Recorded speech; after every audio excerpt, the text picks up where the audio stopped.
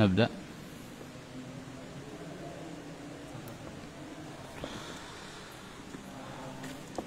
بسم الله الرحمن الرحيم. السلام عليكم ورحمة الله وبركاته. إن الحمد لله نحمده ونستعينه ونستغفره ونعوذ بالله من شرور أنفسنا ومن سيئات أعمالنا. من يهده الله فلا مضل له ومن يضلل فلا هادي له. أشهد أن لا إله إلا الله وحده لا شريك له وأشهد أن محمدا عبده ورسوله لا نبي بعده. اللهم صل وسلم وبارك على نبينا محمد وعلى آله وصحبه ومن تبعهم بإحسان إلى يوم الدين. قال تعالى: يا أيها الذين آمنوا اتقوا الله حق تقاته ولا تموتن إلا وأنتم مسلمون. يا أيها الناس اتقوا ربكم الذي خلقكم من نفس واحدة وخلق منها زوجها وبث منهما رجالا كثيرا ونساء واتقوا الله الذي تساءلون به والأرحام إن الله كان عليكم رقيبا. يا أيها الذين آمنوا اتقوا الله وقولوا قولا سديدا يصلح لكم أعمالكم ويغفر لكم ذنوبكم ومن يطع الله ورسوله فقد فاز فوزا عظيما. أما بعد فإن أصدق الكلام كلام الله وخير الهدى هدى النبي صلى الله عليه وسلم وشر الأمور محدثاتها وكل محدثات بدعة وكل بدعة ضلالة وكل ضلالة في النار.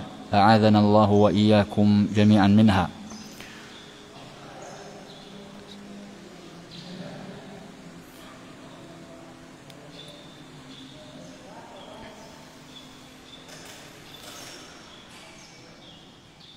حياكم الله أيها الحاضرون ويا أيها المستمعون والمشاهدون في كل مكان. نبدأ اليوم بإذن الله وبمشيئته درس في تفسير السعدي رحمه الله تعالى. Hari ini tanggal 23 Agustus 2021 insyaallah kita akan mulai pembelajaran tafsir As-Sa'di sebagai materi penunjang untuk prodi I'dad Muhafizin di Pesantren Tahfidz An-Naba, Desa Suro, Banyumas, Jawa Tengah. Kita mohon kepada Allah taufiknya, mudah-mudahan untuk 2 tahun ke depan kita bisa menyelesaikan sebuah kitab tafsir yang sangat direkomendasikan oleh para ulama untuk dipelajari, khususnya bagi mubtadi'in, para pemula, pembelajar Al-Quran, khususnya bidang tafsir. Kenapa kita memilih tafsir As-Sa'di sebagai kitab panduan kita di dalam materi atau kuliah tafsir? Minimal ada 2 poin yang menyebabkan pilihan kita jatuh kepada tafsir As-Sa'di rahimahullahu ta'ala. Yang pertama, likhtisarihi, karena ringkasnya tafsir tersebut. Di antara kitab-kitab tafsir yang ada, yang paling ringkas dan yang terbaik menurut penilaian beberapa ulama adalah tafsir As-Sa'di. Ringkas namun padat maknanya. Ringkas akan tetapi maknanya mencakup.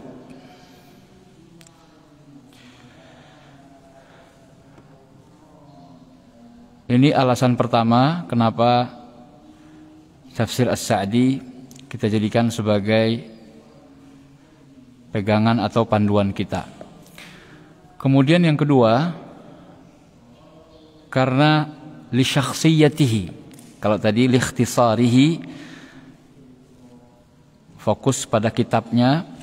Yang kedua, kalau kita melihat dari sisi atau sudut pandang penulisnya, penyusunnya, li syakhsiyatihi, karena kepribadian dan profil dari penulisnya, yaitu Syekh As-Sa'di, Syekh Abdurrahman bin Nasir As-Sa'di rahimahullah. Beliau seorang imam Ahlus Sunnah wal Jamaah di zamannya, Syekhus Syuyukh fi Saudiyah wa khasatan fil Qasim. Beliau Syekh As-Sa'di ini adalah syekhnya para syekh. Beliau adalah guru dari faqih hadzal asr. Syekh As-Sa'di adalah guru dari seorang ulama yang diberi gelar sekarang ini dengan orang yang paling faqih di zaman sekarang, tapi sudah meninggal. Dialah Syekh Muhammad bin Shalih Al-Utsaimin rahimahullah. Bisa dilihat dari karya fenomenalnya Asy-Syarhul Mumti', syarh kitab Zadil Mustaqni', sebuah kitab syarah fikih mazhab Hambali, ya, karena Saudi Arabia mazhabnya Hambali. Nah, orang seperti itu belajarnya sama Syekh Sa'di. Kalau muridnya disebut sebagai faqih hadzal asr, faqih hadhil ummah fi hadzal asr, bagaimana pula dengan gurunya? Dan itu bisa dilihat serta disaksikan dari karya-karya Syekh As-Sa'di. Salah satunya yang terbesar adalah tafsir Al-Quran yang beliau beri nama Taisir Karimir Rahman, Taisir Karimir Rahman fi Tafsir Kalamil Mannan, atau yang disingkat dengan Tafsir As-Sa'di. Orang-orang menyebutnya Tafsir As-Sa'di, dan itu biasa. Sebuah judul disingkat dengan cara dinisbatkan kepada penulisnya langsung. Judulnya panjang, Taisir Karimir Rahman fi Tafsir Kalamil Mannan. Sebuah kemudahan dari yang Maha Pemurah lagi Maha Penyayang di dalam menafsirkan perkataan zat yang banyak memberikan. Fi Tafsir Kalamil Mannan. Karena kepanjangan atau agak panjang, maka disingkat Tafsir As-Sa'di. Maksudnya sama. Dua poin inilah yang menyebabkan atau melatar belakangi kita menjadikan Tafsir As-Sa'di sebagai panduan. Harapannya dengan pembelajaran tafsir seperti ini akan menunjang, membantu dan memudahkan antum para penghafal Quran untuk menghafalkan Al-Quranul Karim. Dan ini memang saran atau rekomendasi dari para ulama bagi yang ingin menghafalkan Al-Quran. Maka salah satu cara atau wasilah untuk memperkuat hafalan adalah dengan belajar tafsir. Mudah-mudahan kitab setebal ini, antum bisa lihat ya, kitab setebal ini insya Allah akan kita selesaikan pembacaannya. Kita bukan mensyarah panjang lebar, insya Allah kita akan membaca tafsir Syekh Abdurrahman bin Nasir As-Sa'di. Mudah-mudahan 2 tahun ke depan selesai. Intinya antum selesai dari program menghafal Quran, selesai pula tafsir. Jadi ada rasa kepuasan ketika antum sudah berhasil menyelesaikan hafalan, menyetorkan hafalan, tinggal itqan, memperkuat hafalan tersebut, dan ditambah lagi antum secara sedikit demi sedikit, karena program tafsir ini atau pembelajaran tafsir ini akan kita lakukan setiap hari, rutin. Kurang lebih waktunya 1 jam, ya. Harapannya 2 tahun ke depan ini juga bisa kita selesaikan. Dan insya Allah akan kita ulang terus. Kalau sudah selesai, kita akan mulai dari min ghilaf ila ghilaf. Dari sampul depan ke sampul belakang. Dari Al-Quran surat Al-Fatihah insya Allah sampai surat An-Nas. Biiznillah. Adapun tentang Syekh Abdurrahman bin Nasir Sa'di sudah tidak asing lagi bagi sebagian besar kalangan penuntut ilmu. Beliau ulama besar di zamannya di wilayah Qasim, Saudi Arabia. Syekh Abdurrahman bin Nasir Sa'di memiliki banyak muallafat, karya-karya tulis yang beliau wariskan untuk umat ini. Dan banyak para ulama yang merekomendasikan karya-karya ilmiah beliau karena kepiawaiannya dalam menulis. Di tulisan beliau bagus sekali. Mungkin mirip kalau kita bandingkan dengan ulama sebelum beliau, jauh sebelum beliau, mirip seperti karya tulis Syekhul Islam Ibnu Qayyim Al-Jauziyah. Syekh Sa'di itu kurang lebih tulisan-tulisan beliau, kedalaman kalimat-kalimat yang beliau susun, yang beliau rangkai, itu persis atau mirip seperti rangkaiannya perkataan Ibnu Qayyim Al-Jauziyah. Barang siapa yang, kata para ulama, barang siapa yang perhatian dan fokus mempelajari karya-karya ilmiahnya Ibnu Qayyim Al-Jauziyah, maka sungguh dia telah atau akan mendapatkan faidah yang banyak sekali. Itu di zaman setelah Ibnu Qayyim Al-Jauziyah. Nah, sekarang di zaman sekarang ini, barang siapa yang fokus atau perhatian besar terhadap karya-karya ilmiahnya seperti atau semisal Syekh As-Sa'di, insyaallah juga akan mendapatkan faidah yang tidak kalah banyak. Baik, ikhwati fillah, a'azzani wa a'azzakumullah, kita langsung mulai. Targetnya setiap hari itu minimal 1 sampai 1,5 halaman.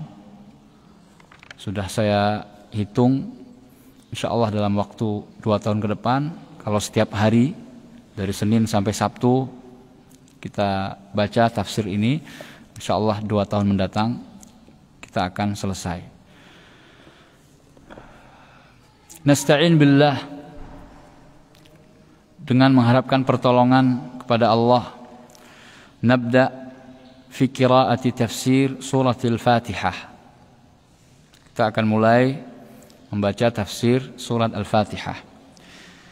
A'udzu billahi minasy syaithanir rajim. Bismillahirrahmanirrahim. Alhamdulillahi rabbil alamin. Ar-Rahmanir Rahim. Maliki yaumiddin. Iyyaka na'budu wa iyyaka nasta'in. Ihdinas siratal mustaqim.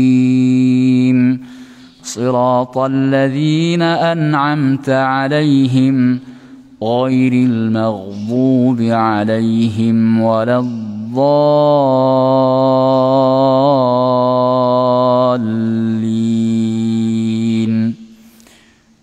Demikian pembacaan surat Al-Fatihah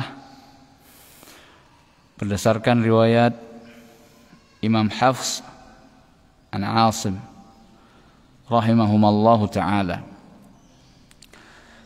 Qala al-musannif rahimahullah, penulis Syekh As-Sa'di berkata, Bismillah,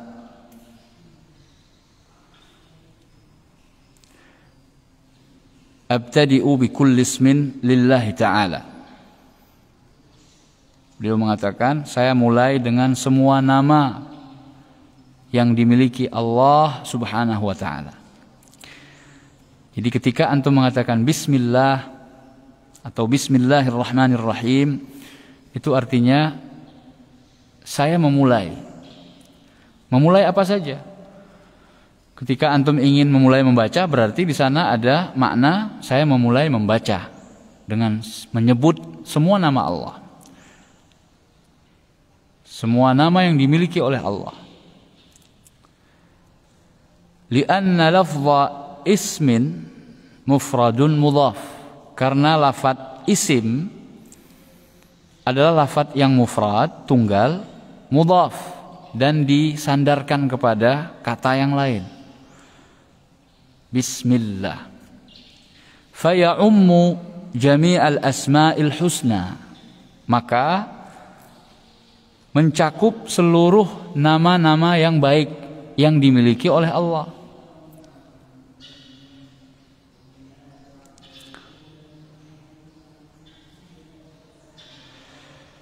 Dan ini sebuah kaidah ketika isim nakirah atau isim mufrad kita gunakan untuk menyebut sesuatu, kemudian disandarkan kepada salah satu nama dari zat yang memiliki nama yang banyak, maka maksudnya bukan hanya mengkhususkan nama Allah saja, nama lafaz Allah saja, tapi semua nama yang lain dari nama-nama Asmaul Husna juga masuk ke dalam Bismillah. Allah, nah coba antum perhatikan, beliau tidak memperpanjang atau membahas panjang lebar tentang Bismillahirrahmanirrahim ini apakah termasuk ayat dalam surat Al-Fatihah atau bukan, kemudian hukum fikihnya kalau dibaca dalam sholat apakah harus disirkan atau dijiharkan, karena ini kitab tafsir bukan kitab fikih. Disinilah letak kenapa tafsir ini recommended, sangat direkomendasikan, karena memang fokus di bidang tafsir. Maka tidak perlu menyebutkan seluruh masail yang mungkin untuk disampaikan. Kalau ingin kitab tafsir yang seperti itu, silahkan rujuk ke kitab tafsir ulama-ulama yang sudah lebih dulu daripada beliau membahas masalah-masalah yang tercakup di dalam Bismillahirrahmanirrahim, seperti Ibnu Katsir. Nah, nanti kalau antum ingin naik ke level yang lebih tinggi dalam tafsir, setelah belajar yang untuk pemula, naik ke tingkat yang lebih tinggi seperti tafsir Ibnu Katsir. Ingin lebih dapat banyak lagi, naik lagi tafsir At-Tabari, itu yang sudah berjilid-jilid. Nah, itu pembahasannya juga lebih panjang. Nah, karena umur kita singkat, masa studi kita terbatas, maka kita pilihkan yang tepat buat antum. Karena tujuan antum belajar tafsir atau belajar Quran, menghafal Quran, adalah gimana caranya supaya ketika antum sebut atau antum ucapkan ayat tersebut langsung terbersit makna di dalam benak antum. Bismillahirrahmanirrahim.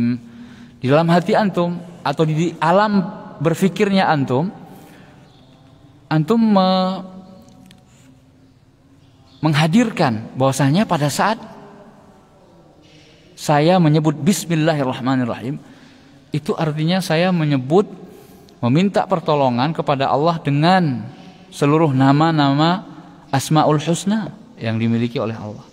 Ini berdasarkan tafsirnya As-Sa'di. Dapat faedah. Kemudian Allah. Nah, langsung beliau membahas bismillah Allah. Lafaz Allah huwal ma'luhul ma'bud. Dialah yang diilahkan dan diibadahi. Al-mustahiqqu li ifradihi bil ibadah. Yang berhak untuk diesakan di dalam peribadatan. Lima tasafa bihi min sifatil uluhiyah, karena dia adalah zat yang disifati dengan sifat uluhiyah. Wa hiya sifatul kamal, dan itu adalah sifat yang sempurna. Keilahiyahan Allah adalah sesuatu yang sempurna. Uluhiyah Allah subhanahu wa ta'ala, bahwasanya dialah zat yang satu-satunya berhak untuk disembah, untuk diibadahi, yang lainnya tidak berhak. Maka itu sempurna. Kalau ada sesuatu yang lain selain Allah diilahkan, diibadahi juga, berarti Allah nggak sempurna. Inilah maka kenapa la ilaha illallah diperjuangkan mati-matian oleh para rasul. Sejak Nabi Nuh sampai dengan Nabi kita Muhammad sallallahu alaihi wasallam. Karena pada saat kaum atau sebuah kaum melakukan kesyirikan, yaitu menjadikan sesuatu selain Allah sebagai ilah. Ini artinya ada hak Allah yang seharusnya sempurna milik Allah, kemudian dibagi kepada selainnya.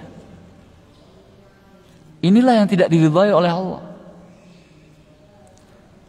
Jadi kenapa syirik itu tidak boleh? Karena berkonsekuensi menyatakan walaupun nggak sadar, apalagi kalau sadar, lebih parah ya, bahwa Allah nggak sempurna.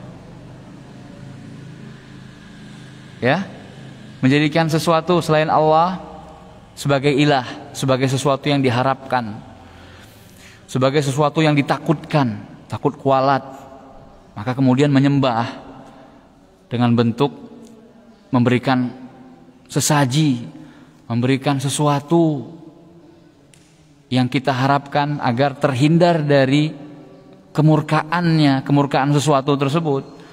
Ini kan sudah menjadikan sesuatu itu sebagai ilah tandingan buat Allah.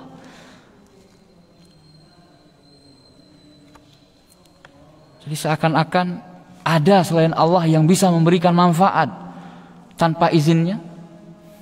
Seakan-akan ada di sana selain Allah yang bisa memberikan mudarat tanpa seizinnya.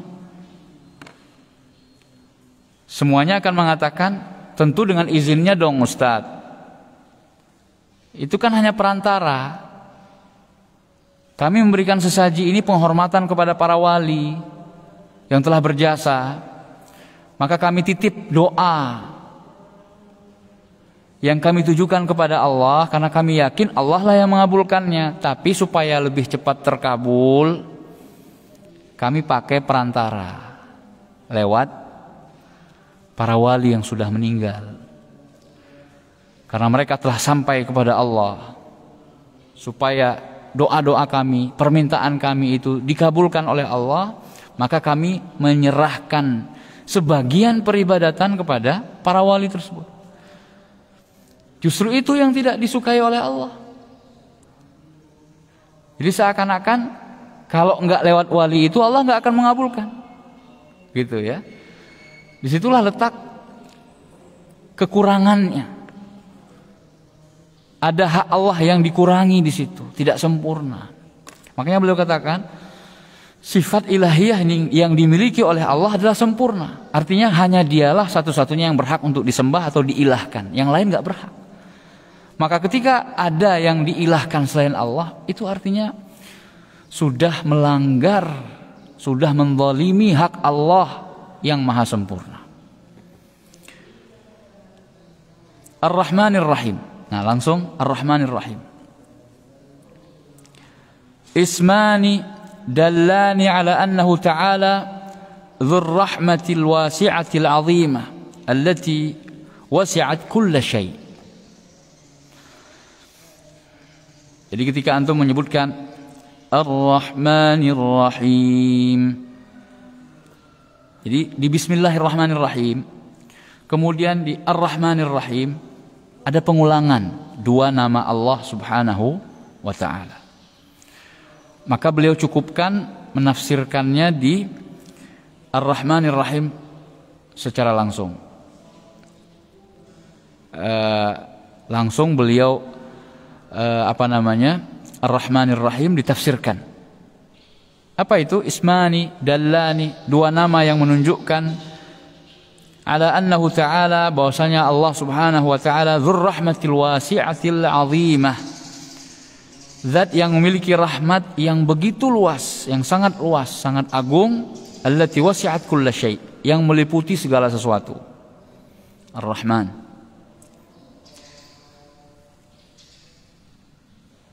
Jadi ada rahmat Allah yang tidak membedakan apakah dia mukmin atau kafir, apakah dia saleh atau taleh,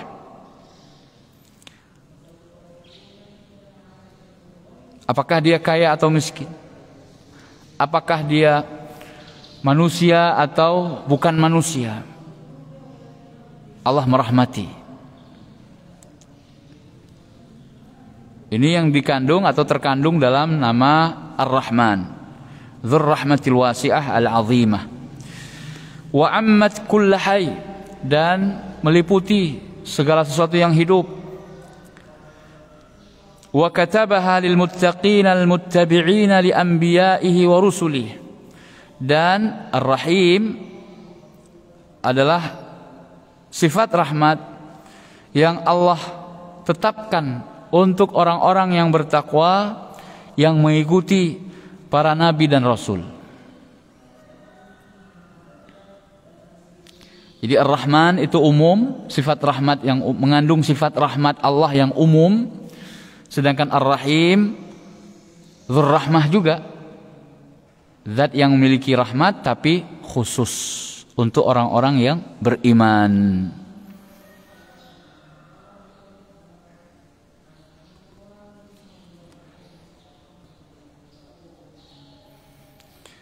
Dan ini khusus nanti terlihat di hari kiamat, di hari pembalasan.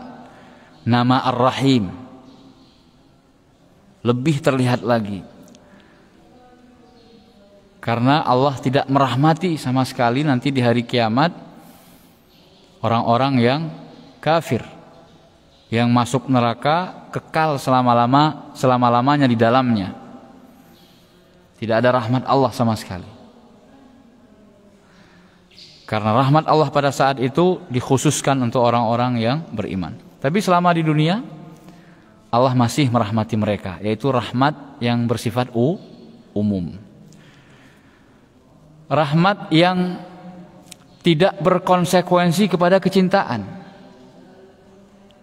Kita kasihan sama seseorang, tapi tidak berarti kita mencintai orang tersebut.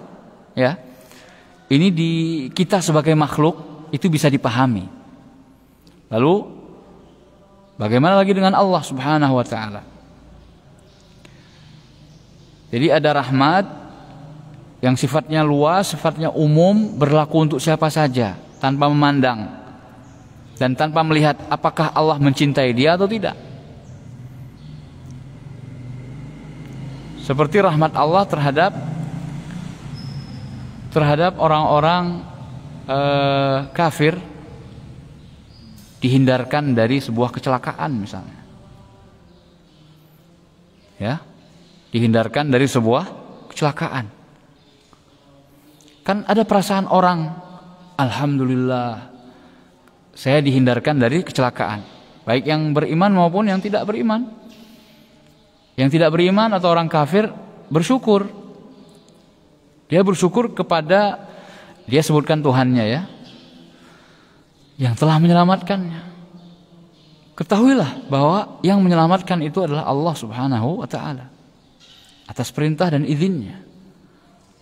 Karena di sana ada rahmat Allah di dunia. Maka orang kafir pun dari pengaruh rahmat Allah Subhanahu wa taala kepada orang kafir sekalipun, maka Allah izinkan dan Allah terus beri dia rezeki. Jadi pemberian rezeki kepada seluruh makhluk itu karena rahmat Allah. Karena Allah memiliki sifat rahmat yang diberi nama dari nama Allah Ar-Rahman. Jadi Ar-Rahman Ar-Rahim bedanya apa? Umum dan khusus. Kemudian rahmat di Ar-Rahman itu lebih luas, mencakup segala sesuatu. Sedangkan Ar-Rahim rahmatnya dikhususkan untuk orang-orang yang beriman. Fahaula'i lahumur rahmatul mutlaqah. Maka orang-orang inilah, yaitu orang-orang yang beriman kepada Nabi dan Rasul, itulah mereka yang mendapatkan rahmat secara mutlak. Artinya rahmat umum dan khusus didapatkan oleh orang-orang yang beriman. Wa man adahum falahu nasibun minha. Adapun selain mereka, selain orang-orang yang beriman, maka mereka mendapatkan bagian dari rahmat tersebut, yaitu rahmat yang sifatnya luas dan umum tadi.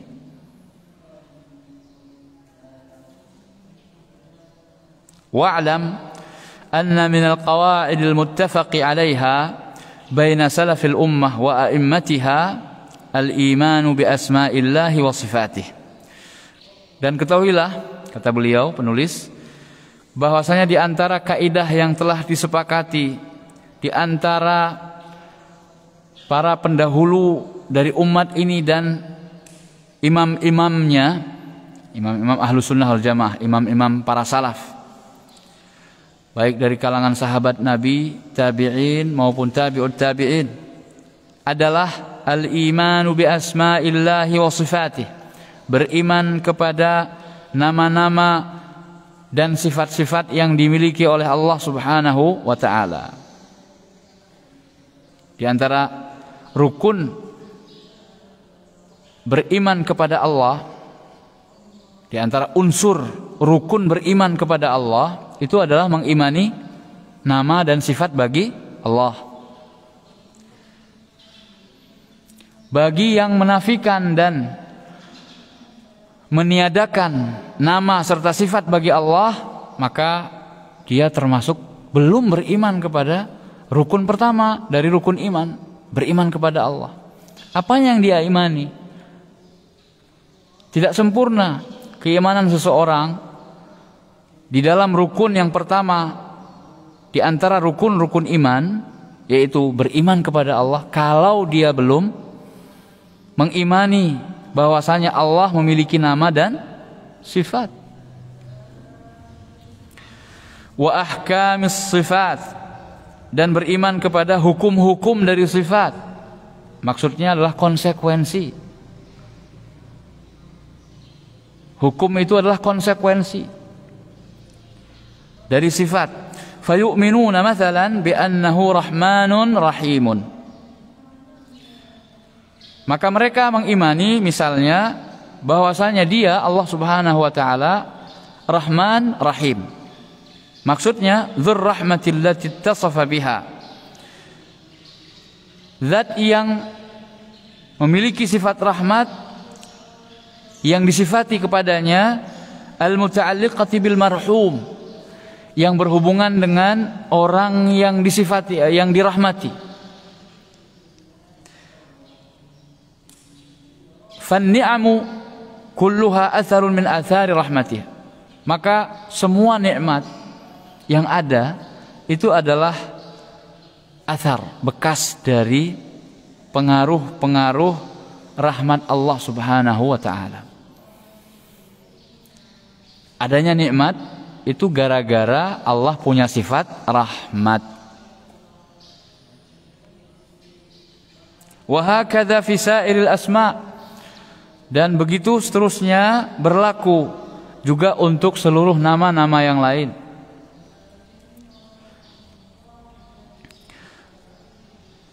Jadi maha sempurna untuk setiap nama yang dimiliki oleh Allah dan sifat yang Allah miliki. Yuqalu fil alim. Maka begitu pula dikatakan dalam nama Allah Al-Alim. Di antara nama Allah adalah Al-Alim, zat yang maha mengetahui.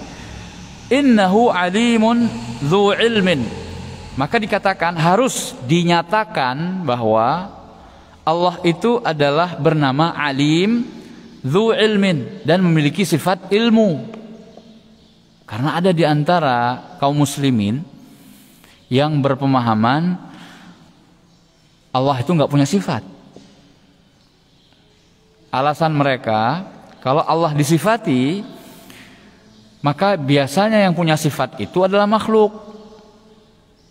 Maka nggak pantas kalau Allah disifati juga, karena nanti akan bertasyabbuh atau akan serupa dengan makhluk. Makhluk disifati, masa Allah disifati juga? Berarti menyamakan dong antara Allah dengan makhluk. Ini pemikiran mereka yang menyimpang, keliru. Tidak berarti ketika misalnya sama-sama sesuatu itu bisa disifati, maka konsekuensinya kita sedang menyamakan antara dua hal tersebut. Tidak.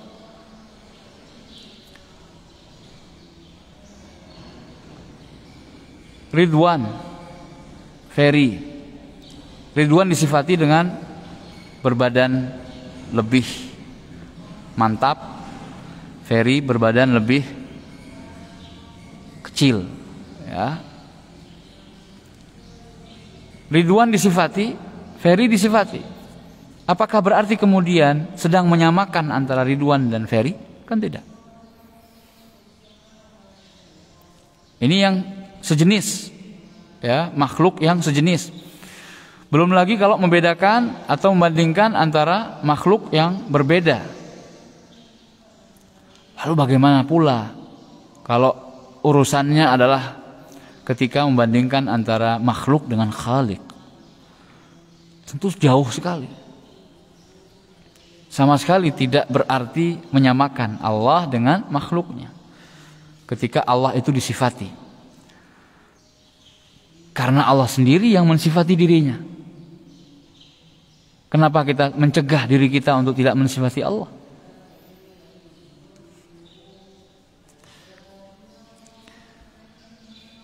Ya'lamu bihi kulla syai'. Yang dengan nama Allah Al-Alim itu Allah mengetahui segala sesuatu. Jadi tidak ada yang tidak diketahui oleh Allah. Apa yang akan terjadi nanti di hari kiamat? Saya masuk surga atau neraka? Nanti saya matinya kapan? Bagaimana cara matinya saya? Semuanya Allah ketahui. Masa depan saya bagaimana? Allah yang tahu. Maka minta kepada Allah masa depan yang baik. Bukan kepada paranormal, bukan kepada peramal, bukan kepada ahli zodiak dan lain sebagainya. La ya'lamu al-ghaiba illallah. Tidak ada yang mengetahui yang gaib kecuali Allah. Nah, ini salah satu konsekuensi dari beriman kepada nama Allah dan sifatnya. Qadir. Di antara salah satu nama Allah adalah Qadir. Innallaha ala kulli syai'in qadir, yang maha kuasa. Maka harus kita tetapkan sifat baginya, dzu qudratin, yaitu zat yang memiliki kekuasaan.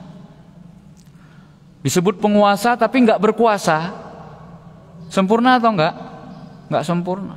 Aib, kurang, cacat. Namanya penguasa tetapi secara kenyataan tidak berkuasa. Ya sama saja. Sama saja bohong. Maka ini adalah konsekuensi yang harus ditetapkan. Ketika Allah menyebut dirinya sebagai Qadir, berarti dia punya sifat dzu qudrah, yaitu memiliki kekuasaan. Yaqdiru ala kulli syai'. Allah mampu berbuat segala sesuatu. Tidak ada yang mustahil bagi Allah. Orang jatuh dari ketinggian 300 meter kepleset di atas gedung pencakar langit, jatuh. Alhamdulillah diselamatkan oleh Allah. Mungkin tidak kalau Allah mau menyelamatkannya? Sangat-sangat mungkin. Bagi kita orang beriman, itu adalah sebuah kepastian. Kalau Allah menginginkan untuk menyelamatkan orang tersebut, di ilustrasi yang saya sampaikan tadi, kira-kira mampu enggak? Qadir enggak Allah? Qadir. Innallaha ala kulli syai'in qadir. Itu harus kita imani. Tidak boleh ada sedikit pun 0,000 entah berapa persen keraguan, enggak boleh.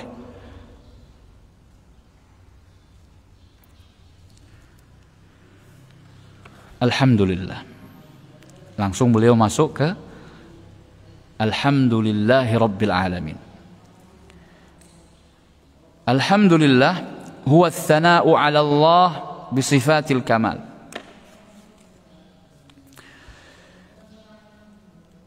Alhamdulillah adalah pujian kepada Allah karena sebab sifat-sifatnya yang sempurna. Wa bi af'alihi ad-da'irati bainal fadli wal 'adl, dan karena perbuatan-perbuatannya seputar keutamaan dan keadilan, seputar karunia, anugerah dan keadilan. Jadi apa yang dilakukan oleh Allah itu kalau enggak fadl, keutamaan dari Allah, maka adil, pasti itu keadilan. Jadi kalau berupa nikmat, itu adalah keutamaan dari Allah. Kita ini enggak ngapa-ngapain, misalnya enggak begitu banyak ibadah kita, tapi kita diberi harta yang berbarokah oleh Allah, banyak. Kita butuh apa, ada terus, nggak kesusahan. Padahal ibadah kita biasa-biasa saja. Nah, ini namanya fadl. Allah memberikan lebih, keutamaan yang lebih kepada hambanya yang dia kehendaki. Tatkala Allah memberikan sebuah hukuman kepada seorang hamba, maka ketahuilah dan yakinlah kalau itu keadilan Allah. Allah pasti adil di dalam menghakimi atau mengadili saya, memberikan hukuman yang pantas buat saya. Itu harus diyakini. Tidak boleh kita berburuk sangka kepada Allah. Kok salah saya sebesar apa ya sampai-sampai hukumannya seberat ini? Jadi mempertanyakan seakan-akan hukuman yang Allah berikan kepada kita, kita merasa dihukum dengan sesuatu yang lebih daripada kesalahan yang kita buat. Lah, sekali-kali tidak. Justru itu menunjukkan keadilan Allah. Allah itu maha adil. Alhamdulillah. Makanya alhamdulillah fi kulli syai' wa ala kulli hal. Mengucapkan alhamdulillah itu untuk segala perkara. Dan atas hal apa saja, alhamdulillah. Antum kecelakaan, ditanya, gimana kabarnya? Apakah antum mengumpat? Antum menyesalkan kemudian mencaci sesuatu yang telah terjadi? Tidak. Antum sebagai orang yang beriman selalu mengedepankan alhamdulillah. Falahul hamdul kamilu bi jami'il wujuh. Dan bagi Allah segala puji yang sempurna dari segala macam sudut pandang, dari segala macam sisi. Mau ditinjau dari apa saja sempurna. Pujian kepada Allah itu sempurna.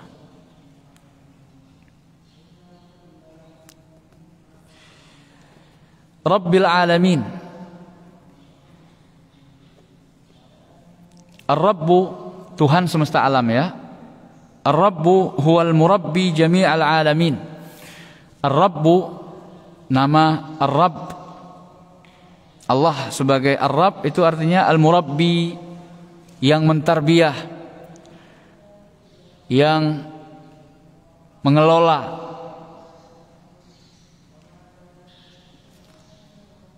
yang mengurusi jami'al alamin, seluruh alam semesta. Itu semuanya di tangan Allah. Wahum man siwallah, dan al-alamin adalah segala sesuatu selain Allah. Itu disebut dengan alam.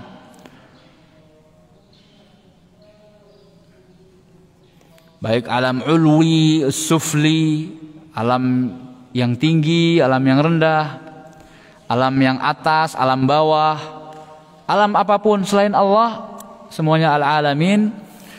Semuanya masuk ke dalam kata al-alamin, semesta alam.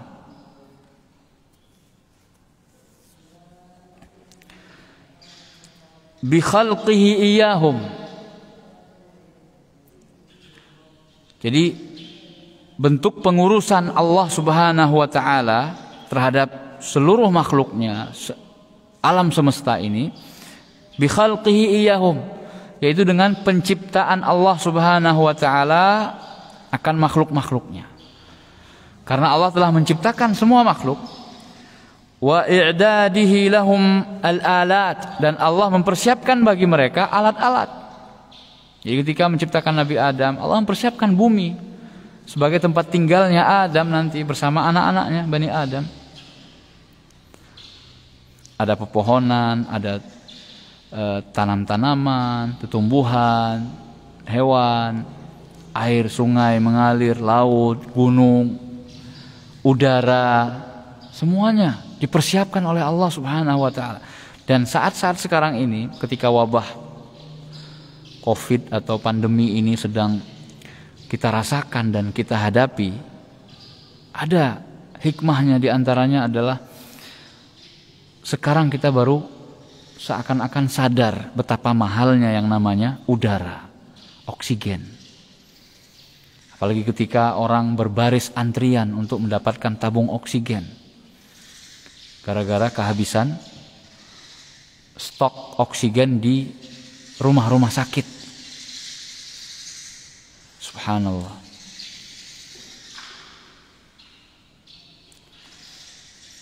Wa in'amihi alaihim bin ni'amil azimah, dan oleh sebab Allah telah memberikan nikmat kepada makhluknya dengan nikmat-nikmat yang agung, allati law faqaduha, yang kalau seandainya mereka kehilangan nikmat tersebut, tidak mendapatkannya, lam yumkin lahumul baqa, maka tidak mungkin bagi mereka untuk bisa tinggal atau eksis di muka bumi ini. Coba kalau seandainya nggak ada oksigen, mampu kita menghirup nitrogen? Subhanallah. Alhamdulillah. Fama bihim min ni'matin faminhu ta'ala. Maka apapun nikmat yang sedang dicicipi oleh makhluk, maka semuanya dari Allah Subhanahu wa taala. La budda lana min al-i'tiraf. Wajib bagi kita, harus kita itu mengaku kalau semua nikmat yang kita rasakan sekarang ini, yang kita gunakan, adalah dari Allah Subhanahu wa taala semata-mata, bukan dari kehebatan kita.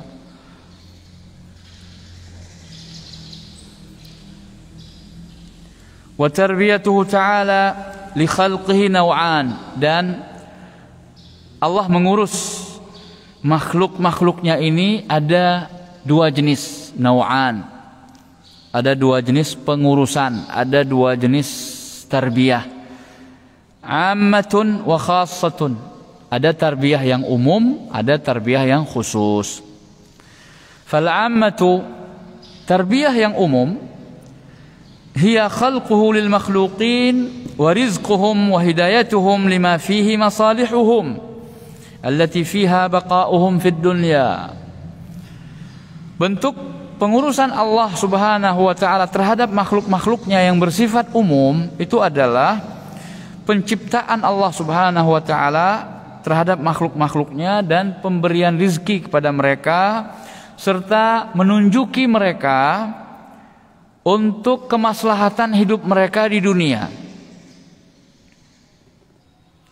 supaya mereka bisa eksis di dunia. Makanya orang kafir pun ditunjuki oleh Allah supaya bisa eksis di muka bumi.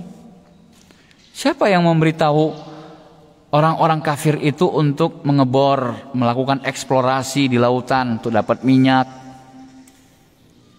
atau di gunung-gunung untuk mendapatkan air panas atau sumber panas bumi yang itu bisa menjadi sumber energi?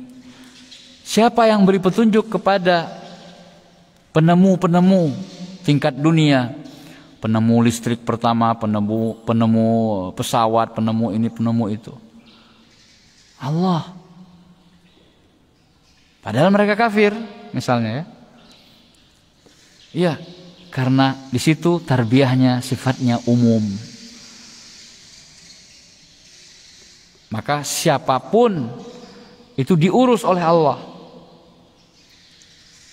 Diberi pertama diciptakan, kemudian diberi nikmat, diberi rezeki, kemudian diberi petunjuk. Petunjuk apa? Petunjuk supaya dia bisa eksis hidup di dunia. Allati fiha baqa'uhum fid dunya. Wal khassatu, adapun tarbiyah yang khusus, tarbiyatuhu li auliyaih, yaitu tarbiyahnya Allah, pengurusan Allah terhadap wali-walinya. Siapa wali-wali Allah? Alladzina amanu wa kanu yattaqun. Mereka adalah orang-orang yang beriman kepada Allah dan Rasulnya dan bertakwa, yaitu mengamalkan konsekuensi keimanan tadi. Jadi wali Allah itu yang disebut sebagai wali Allah, sebenarnya semua orang yang beriman dan beramal soleh, itu semuanya wali. Kita kalau beriman kepada Allah dan beramal soleh, maka kita adalah wali Allah. Cuma tingkat kewalian masing-masing kita berbeda-beda, bertingkat-tingkat. Tergantung tingkat keimanan dan amal soleh yang kita kerjakan. Semakin tinggi iman kita, semakin besar iman kita, dan semakin banyak amal soleh kita, insya Allah tingkat kewalian kita di sisi Allah semakin tinggi. Fayurabbihim bil iman, maka Allah subhanahu wa ta'ala mentarbiyah mereka, para wali Allah itu, dengan keimanan. Jadi Allah berikan di dalam dada-dada mereka hidayah iman. Wa yuwaffiquhum lah, dan Allah memberikan taufik untuk mengimani Allah subhanahu wa ta'ala, untuk menambah keimanan. Ini ciri-ciri orang yang beriman dan mendapatkan tarbiyah yang khusus dari Allah subhanahu wa ta'ala. Imannya semakin bertambah.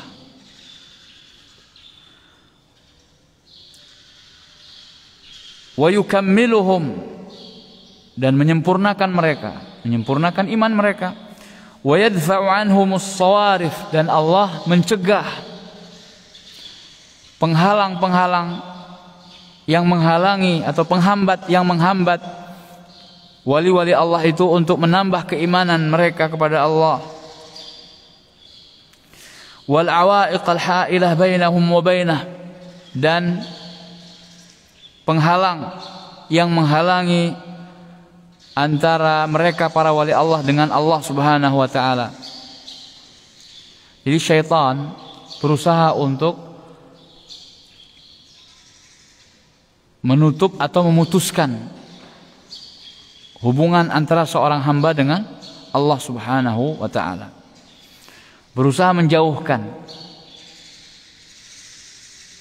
Ini adalah misi dari syaitan, la'natullah alaih.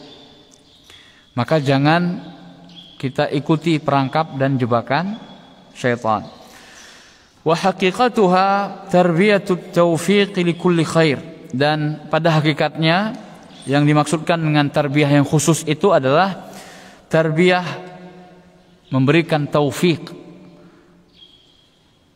kepada seluruh kebaikan. Jadi Allah memberikan petunjuk. Taufik itu hidayah ya, petunjuk yang memudahkan kita sehingga kita bisa melaksanakan banyak kebaikan. Wal ismatu min kulli syarr, dan bentuk penjagaan Allah Subhanahu wa taala dari segala macam keburukan. Jadi tarbiyah Allah untuk orang-orang yang beriman atau yang menjadi walinya itu adalah dalam bentuk memberikan taufik kepada hamba yang beriman tadi untuk mengamalkan seluruh kebaikan dan menjaga hamba-hamba tersebut dari mara bahaya dan bencana. Wala'alla hadzal ma'na huwa sirru fi kauni aktsari adiyatil anbiya bilafdhir rabb. Dan sepertinya kata beliau, inilah makna atau makna inilah yang merupakan rahasia kenapa kebanyakan doa para nabi itu dengan kata-kata Rabb. Rabbana inni askantu min dzurriyyati, doanya Nabi Ibrahim.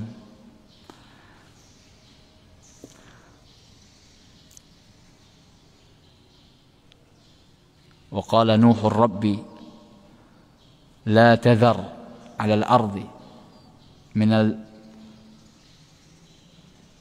la tadhar 'ala al-ardi minal kafirin dayyara. Doa para nabi itu kebanyakannya dimulai dengan lafaz Rabb. Dan ini merupakan salah satu bentuk tawassulnya orang-orang yang beriman, dan di papan atasnya adalah para nabi dan rasul, dengan menggunakan atau memanggil Allah dengan lafaz Ar-Rabb. Karena di sana ada makna tarbiyah. Fa inna matalibahum kullaha dakhilatun tahta rububiyyatihi al-khassah. Karena sesungguhnya permintaan-permintaan mereka para nabi itu semuanya masuk ke dalam rububiyahnya Allah yang khusus. Fadalla qawluhu Rabbil Alamin, maka firman Allah Rabbil Alamin menunjukkan ala infiradihi bil khalqi wat tadbiri wan ni'ami wa kamali ghinah. Menunjukkan apa? Keesaannya di dalam penciptaan, pengaturan dan memberi nikmat, serta kesempurnaan kekayaan yang dimiliki oleh Allah Subhanahu wa taala. Allah terus memberi oksigen yang tersedia di muka bumi ini, Masya Allah, gak habis-habis, disediakan terus oleh Allah. Allah Maha Kaya. Air yang kita minum, pemberian dari Allah Subhanahu wa taala. Energi matahari supaya berjalan dan berlangsung kehidupan kita di muka bumi, Allah yang sediain. Ini menunjukkan kesempurnaan kekayaan yang dimiliki oleh Allah Subhanahu wa taala. Wa tamami faqril alamin ilaih, dan sekaligus di sisi yang lain menunjukkan kefakiran dan kemiskinan seluruh alam semesta terhadap Allah Subhanahu wa taala. Betapa butuhnya kita sebagai makhluk kepada Allah Sang Pencipta. Bikulli wajhin wa'tibar, dari segala sisi atau sudut pandang kita itu fakir kepada Allah. Mau dilihat dari sisi apa? Dari sudut apa? Kebutuhan yang bagaimana? Pasti kita membutuhkan Allah Subhanahu wa ta'ala.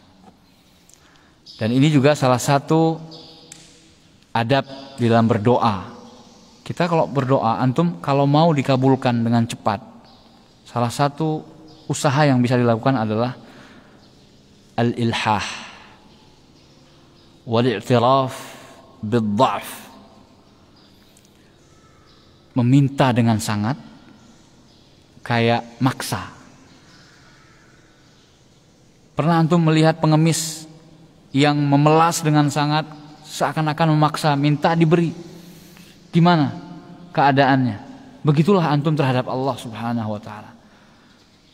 Merasa seakan-akan saya nggak bisa hidup kalau Anda tidak memberi, wahai Tuhan. Sampai segitunya.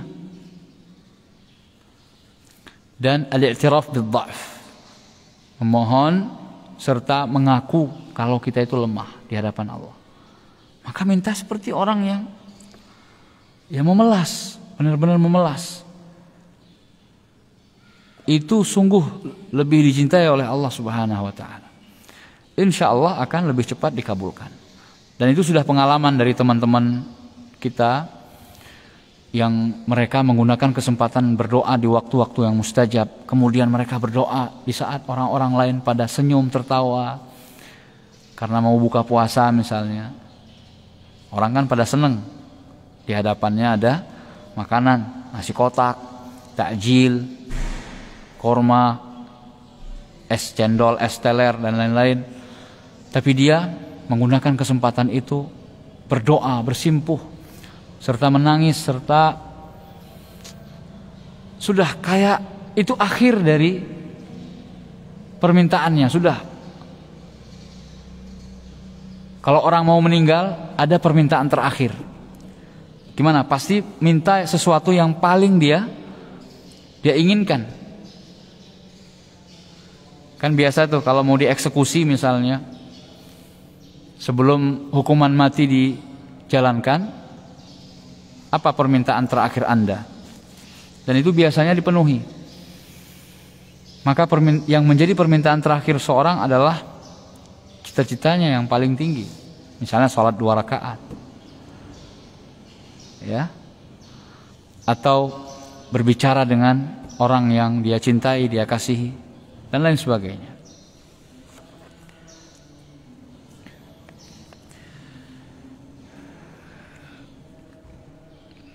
Tadi kita mulai 8:30, sekarang sudah 8:30, 1 jam kurang lebih. Namun ternyata ini baru baca saja. Surat Al-Fatihah belum selesai nih. Tapi tidak mengapa, kita terbatas dengan waktu karena setelah ini antum ada halaqah. Dan inilah yang membedakan program studi i'dad muhafizin dengan i'dad du'at di pesantren kita. Kalau i'dad du'at, halaqahnya cuma 2 kali yang wajib, yaitu ba'da subuh dan ba'da asar. Sedangkan antum di prodi i'dad muhafizin 4 kali wajib. Ba'da subuh, duha seperti ini, kemudian ba'da asr, dan ba'da isya.